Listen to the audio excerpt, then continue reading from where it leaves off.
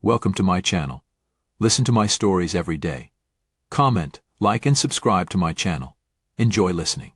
It all started on a seemingly mundane Wednesday evening.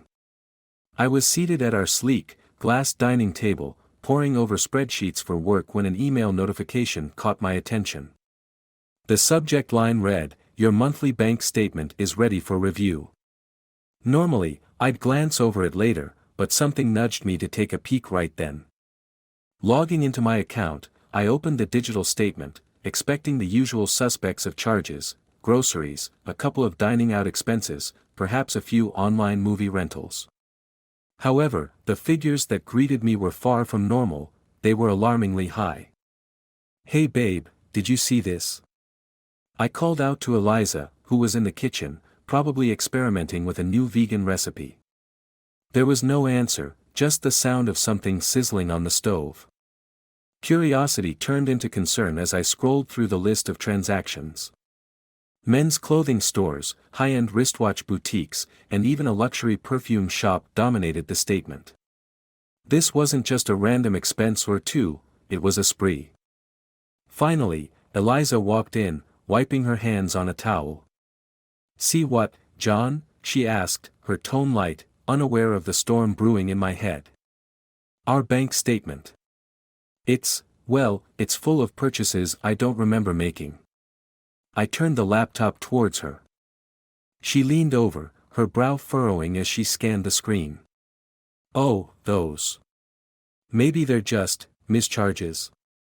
You know how it happens sometimes," she replied, her voice a little too casual. "Mischarges at 5 different stores all on the same day?" I couldn't keep the skepticism out of my voice.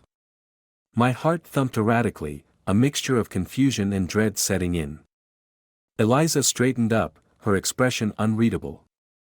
Maybe I wanted to surprise you." "Yes, that's it. A surprise for our anniversary next month." She flashed a smile, but it didn't reach her eyes. I wanted to believe her, I really did. We had been through thick and thin, after all. But the doubt had already planted itself. "A surprise?" I repeated, hoping my skepticism was misplaced. "Yes, a surprise.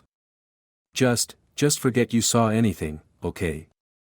Let me handle it," she said quickly, her tone a bit too eager. As she walked away, my mind raced with thoughts. A surprise would be wonderful, but why the secrecy? And why did it feel like there was more to the story? Later that night, as I lay in bed, the pieces refused to fit together. The more I thought about it, the more the numbers didn't add up. Eliza had been a bit distant lately, but I'd attributed it to stress at work or perhaps some personal issues she hadn't shared. Deciding I needed more answers, I resolved to keep a closer eye on our accounts and perhaps do a little digging of my own.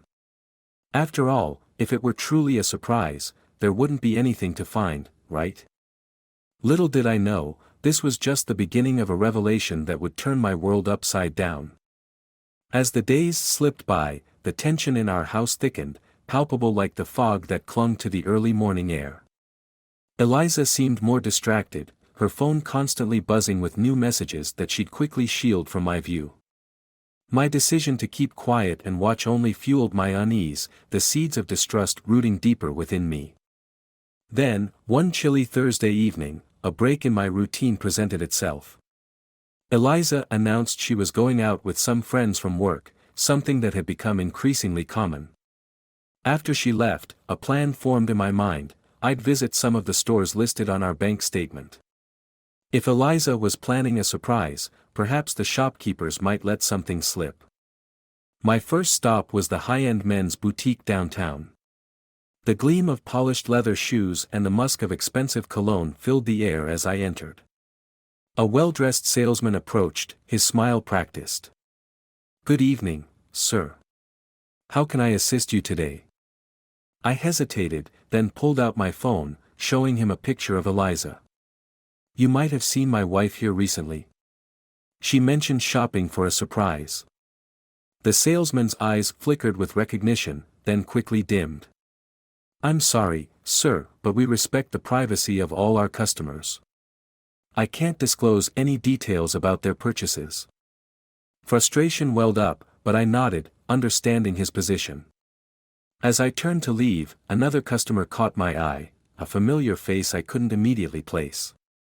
He was scrutinizing a display of watches, but his attention was more on me than the merchandise. It clicked, he was an old college friend of mine, Tom, whom I hadn't seen in years. Tom. I approached him, hand extended. John. John Rivers. Wow, it's been ages. His handshake was firm, his smile genuine. Yeah, it has. Hey, you don't shop here often, do you? I asked casually, hoping for some insight. First time, actually. Heard they've got the best watches in town. He glanced at the counter then back at me. You here shopping too? Sort of, I confessed, lowering my voice. Trying to figure out if my wife has been here. She's supposedly planning a surprise for me, but something feels off. Tom's expression shifted to one of concern. Trouble in paradise? Maybe. I'm not sure yet.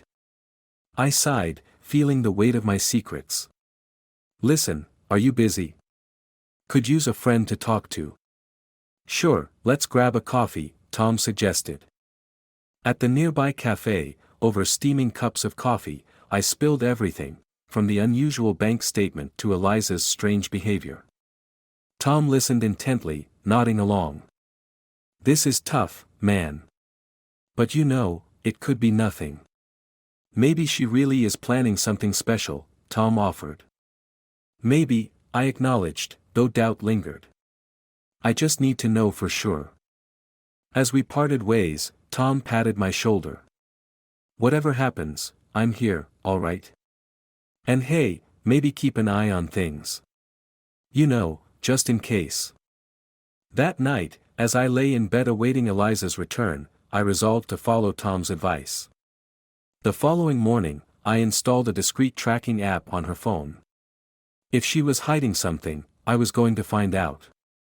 Little did I know, the truth was more convoluted and painful than I could have ever imagined.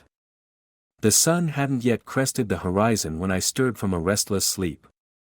My mind churned with possibilities, the weight of my recent actions pressing down on me. The installation of the tracking app on Eliza's phone felt like a betrayal, yet my suspicion drove me to it. Today was Saturday, usually a day we spent together, running errands or lounging around the house.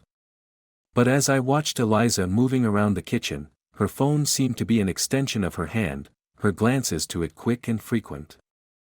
Planning anything fun today? I asked, trying to keep my voice light as I joined her at the table.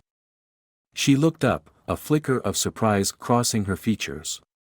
Oh, I thought I might meet up with Claire for lunch. You know, a girl's day. Sounds fun, I replied, trying to mask the tightness in my chest. Maybe I'll catch a movie or something. Eliza nodded, her smile a little too forced. That sounds good. After she left, claiming to meet Claire, the tracking app indicated her moving in a completely different direction. Heart sinking, I decided to follow. This wasn't just about trust anymore, it was about uncovering the truth. I drove in silence, the streets familiar yet strangely alien as I followed the digital marker on my phone. The app led me to a quaint little cafe in a part of town we seldom visited.